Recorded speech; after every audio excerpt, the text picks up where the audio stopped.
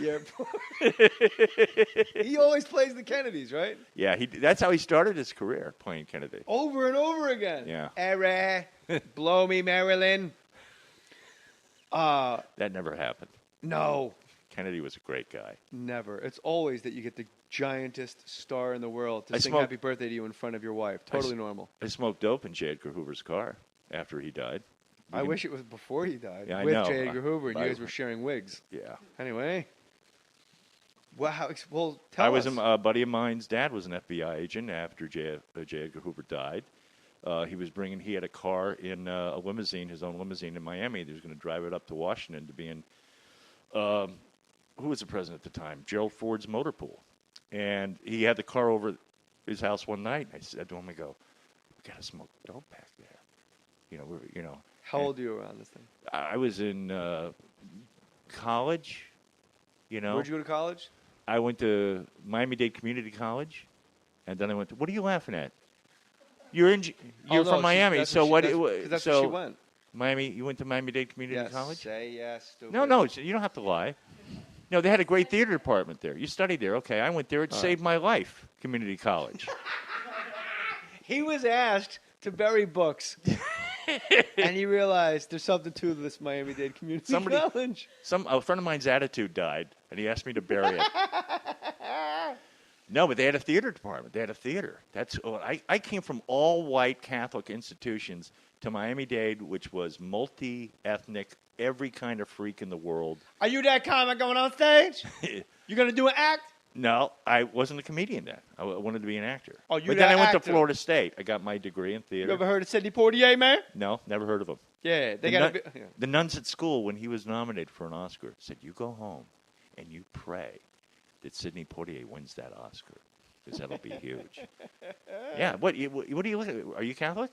She's enjoying your stories. No, okay. No, she's looking at me like, what the hell is going on? Well, so my friend, I go over to the house late at night, like 1 a.m. He sneaks the keys off his dad's, end table, and we go out, sat in the back of the car and smoked a couple bowls, and we took a little bit of weed, tiny bit of weed, and stuck it down on the radio buttons inside. So, Gerald Ford's going to be holding, man. Yeah! High-fiving each other. That's why he tripped. Yeah, I guess. That's why he tripped getting off Air Force One, because he was high on you and your buddy's little nub. Well, back in 74, 75, whenever it happened, can you look up when J. Edgar Hoover died? Sure. That was a cool thing, And this is the first time. Hoover dying was a cool thing. And this is the first time I've told the story. It's a cool story now. Yeah. If you and I right now smoked a bowl in one of J. Edgar Hoover's cars, it would be as cool to me as it was to you in 1974. That's what I like. The Catholic Church hasn't matured you, and I like that. Well, I mean, you still get off on that. Well, yeah. Don't you ever grow up, Jay Mohr. Why would you? I don't know. I mean, you can go to Dodger Stadium for a day game, but if you go to Dodger Stadium baked for a day game, it's an entirely different day game. It's a day game, man. I'm going this Saturday. Who are they playing? They're playing the Cardinals. Oh, of course you are. Yeah. David Freese, my ball. Did you get my text? Yes, I did. I cracked up. It was very funny.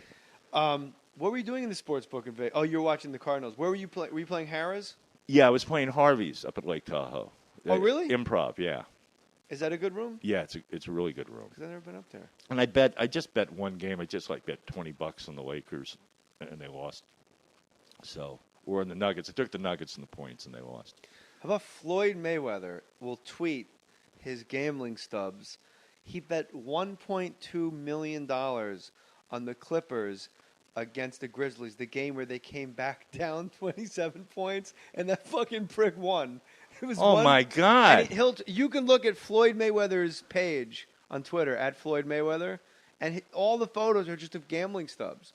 But he had to lose. He's had to lose since then. I mean, gambler like that. He never tweets it. They never talk about it. But go to the racetrack. See all the winners at the racetrack. Missing teeth. I love Dennis Miller's joke about Publishers Clearinghouse sweepstakes. He goes, "You ever seen a group photo of these people? How'd you like to be lumped in with the rest of these winners? You thought there were a lot of zeros in the prize."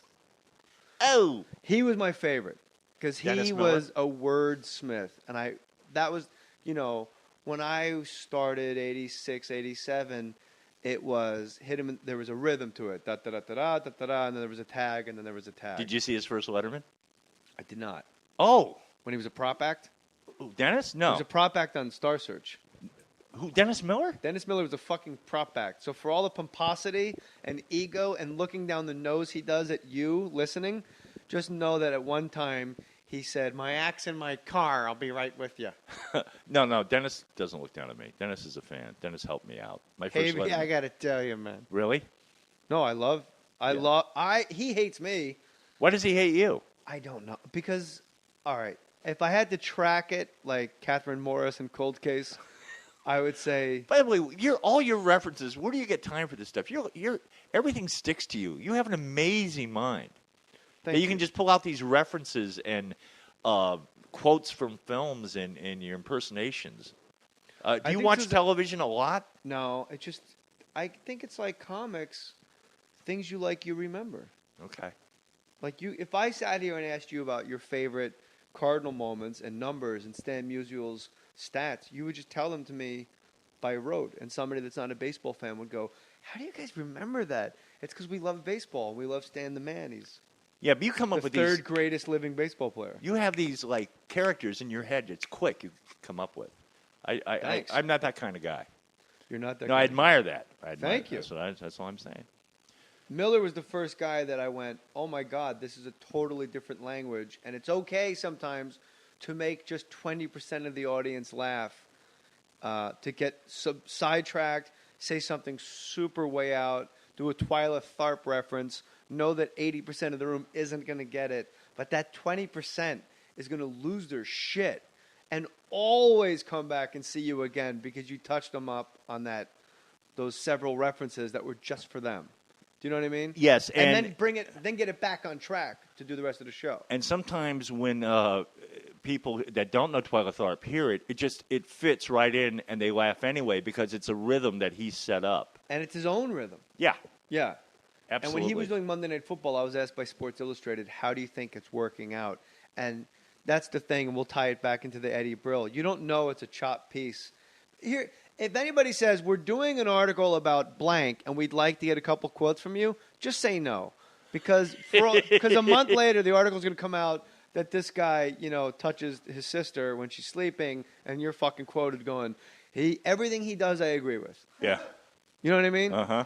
So they asked me how I thought, and I said, I think it's working out, but it's tough for him because Joe Sixpack probably doesn't know about the Monroe Doctrine and the difference between Adrian Zemed and Denny Terrio, and they don't want to I forget how I put it. They probably don't want to wade through the verbiage during what they're saying with their eyes. And that was just a part of a long compliment. They took that part and they put it up with like, Jimmy Kimmel, it's a fucking disaster.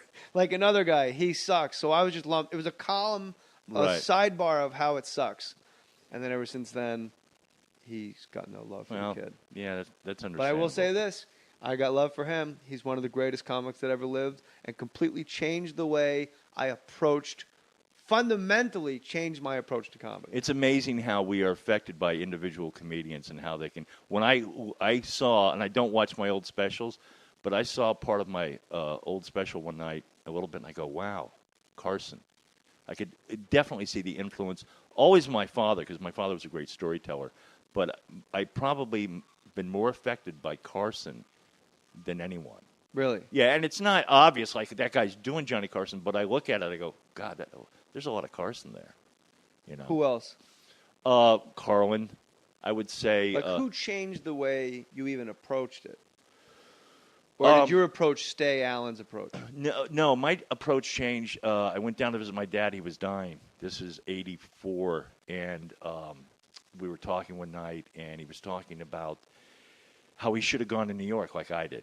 I think my dad was a frustrated performer, and we were watching Carson all those years.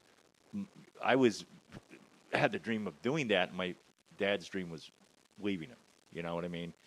And I looked at my dad, and I said, I don't know what you mean. I'm okay, sorry. all right. I'm 8 years old, and I'm watching Carson, and I'm like, wow, this is what I want to do. This is a show business. I want to get into show business. My dad's sitting next to me. He's got 4 kids. He's married. He's leasing cars and trucks. And every night he watches, he realizes it's not going to happen for him. You know what I mean? Yeah. It's like this is something he should have done. So Like a Springsteen song. Yeah, it's kind of like that. And, of course, I didn't know that then. But looking back, I said, my dad loved it, but it was getting further and further away from him. It was just out of reach. Yeah. Now it's way out of reach. And now it's just this ephemeral thing that... Yeah, he still digs it, but he saw the desire So did he I live had. vicariously through you and your successes? He was very proud of me, but I would come home sometime, and this is when I was in New York, and I was already professional. I'd come home, and he would start arguments with me. And I go, what's wrong with Dad? And my mom said, I think he's a little jealous. Yeah. Because as he saw me go to New York and do it and become successful, he realized I could have done it. You know, it doesn't happen to other people. It wasn't just a crazy dream, you know. And he got enjoyment out of his son, but I think a part of him was like, damn, I could have Only done I'd that. taken that first step. Yeah, if I had left St. Louis and gone to New York, because my dad was a funny guy. He was a performer. He could sing. He was a great public speaker. At the Catholic Church, he was the commentator. Look, I don't want to hear about your religious bullshit, man. I'm just sick and tired of you beating that drum. But when my father, watching him that last night, one of our last nights together, I realized someday I'm going to be sitting there, you know. And I go, what do I have to lose? What? And I went back to New York, and I dropped a lot of stuff I was doing, and it became more raw and real. And other comedians said, wow, this is good. So that changed me. I think it really, really helped Watching me. the frustration of your father And my father dying. dreams evaporate. But also him, I'm going to die one day. I'm going to be sitting where my dad is one day. I wouldn't be so sure about that. You don't think so? I don't Everlasting use- life? I think you are going to live forever like Coco in fame. The Dennis Miller joke. I think he filmed in D.C. Mr. Miller Goes to Washington, and he goes, I was late getting here. It's because the kids from Fame had broken out into an impromptu dance number in the promenade. You know, they are going to live forever, especially that Coco. It's so nice. I haven't listened to Dennis in a long time, and now I'm with Jay and Dennis. It's a So, beautiful Matt, thing. there's a hoofer, huh? I haven't seen choreography that stiff since the Lee Harvey Oswald prison transfer. Don't you love the fact that Jack Ruby got into the garage that day? Hey, boss, the guy that owns the local titty bars here, he's got a handgun. Should we let him in? Yeah, let him in. Who the fuck were they turning away? I was watching television with my dad, or my dad was watching. He goes, Alan, get out here. They're moving Oswald. This is history. Get out here. Your dad was Louis Anderson?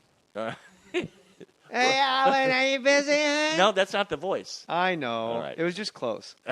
So I walk out there. I'm a 9-year-old kid. All right, so they're moving Oswald where he eventually got shot. Yeah, but this is before that. And your family really seems to have had a sense of historical and cultural significance as it was unfolding. Your family was fucking salient and prescient. My dad was on top of things. You know. Wow, like, let's go to the airport, JFK's landing. Yeah, he pulled us out of school. Didn't ask another. Said, I need the kids, because he didn't want to ask. He said, you know, they're going to see the president. I want my children to see the president. And I'm fascinated by this because to be raised, my family was very loving and great, and it was very suburban in New Jersey, leafy Jersey. You know, the little league parts, not the toxic waste part. You know, Planetarium softball teams. it's got nice parts. Yeah. But Jersey's beautiful. But my family certainly didn't have that. Like they were not about politics. They voted, and that's about it. And Yeah. my dad would never tell me who he voted for. Like, what a fucking prick! Really? That's my right. I don't have to tell you who I voted for. I'm like, all right, I'm 11. Maybe you could just tell me why, and I could shape an opinion of the globe through your eyes. That was his chance to mold me, and he blew it. Yeah. Well, my dad was not shy. He was an advice giver outer. Yeah. To strangers. Did he give good advice? Most of the time, yeah. Was it free advice? It was always free. That's really the important part about giving advice. Don't charge for it. No, he didn't charge a dime. You gotta give free advice if you're giving advice at all. When I came home and said, "Hey, Dad, the nuns at school," because he made us watch the Holocaust films when I was like 8. Get out here, Bernice. My mom's name was Bernice. Bernice, just the kid should see this, you know. And he was right. Yes, he was right. It wasn't Schindler's List. It wasn't a dramatization. It was the actual They films. were stacked like fucking fireworks. Yeah. It's disgusting.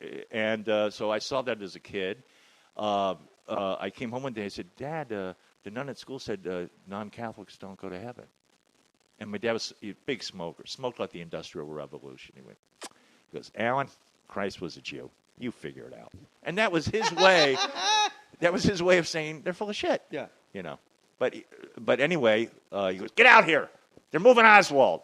And my mom goes, "Charlie, God damn it!" He never said God, never got G-O-T. God damn it, Bernice! Kid needs to see it's history. Get out here, and sure enough, boom. We got shot. I'm just sitting there, you know, I'd never seen anyone get shot on television before or anywhere. Right. And my dad gets up, "They shot him! God damn, Bernice, get out here! They shot him! Get the gun!" Charlie,